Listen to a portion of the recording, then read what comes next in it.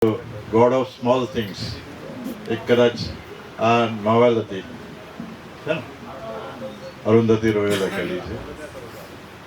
અને આપણે વોટ્સએપમાં ઘણા મેસેજ જોઈએ છે કે નિર્મળ હાસ્ય તો પેલા આદિવાસીના છોકરાઓ આરામથી રમતા હોય છે, પેલા રોડ ઉપર રમતા હોય છે. નાની નાની વસ્તુમાં આપણે નાના હતા ત્યારે પેલા ખબર સાયકલનું પડડું લઈને દોડતા હતા. હવે અત્યારના છોકરાઓ સાયકલનું પડડું નહીં, પેલી લાખ રૂપિયાની ગાડી ઘરે લઈને આપો ને તોય ખુશ નથી. એટલે આ બધી વસ્તુ માનવ સહજ છે, દરેકમાં હોય. તુષારભાઈ કંઈક કહેવા માંગે છે? ના, કહેવાનું તો કશું નથી. જો મુક્ત મને જે કંઈ તમને પ્રોગ્રામમાં સજેશન્સ કરી શકો કે ભાઈ શું આપણે ઇમ્પ્લિમેન્ટ કરવું જોઈએ, થોડું તમે સુધારો. તમે ઘણા બધા ફિલ્ડમાં રહી ચૂકેલા છો, તમારા મનમાં પણ હોય કે ધારો કે તમે પોતે એડમિન તરીકે પ્રોગ્રામ હેન્ડલ કરો છો તો કઈ રીતનો હોવો જોઈએ એવું તમે વિચારી શકો. એમાં સાહેબ એમાં એક જ વસ્તુ હતી કે પર્સનલ જે કહેવાનું, પર્સનલ કશું નથી કહેતો હું, પર્સનલ કશું જ નથી કહેતો, પર્સનલ નહીં કહું કશું. બરાબર છે.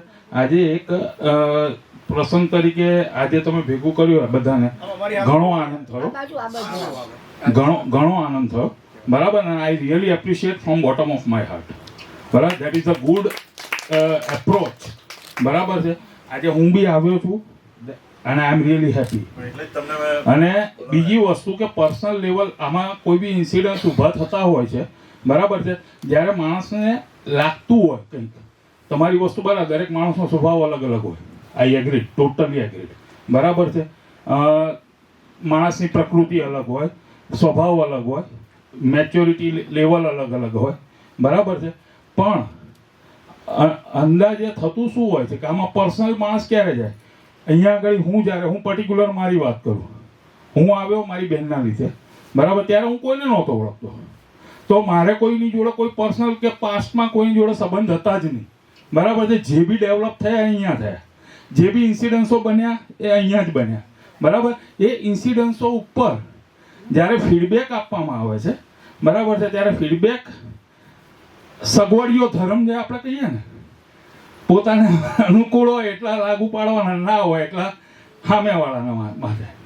બરાબર છે. એ જ્યારે થાય ને ત્યારે દુઃખ પહોંચે.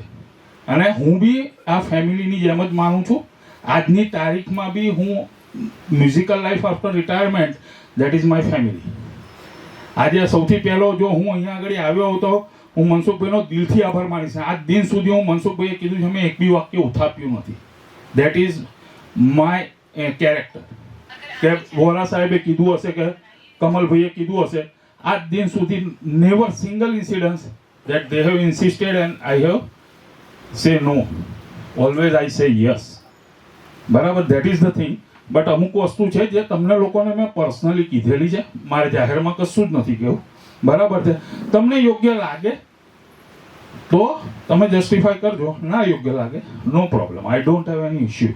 બરાબર. હું દિલથી ફેમિલી માનું છું અને માનતો રહીશ. Thank you.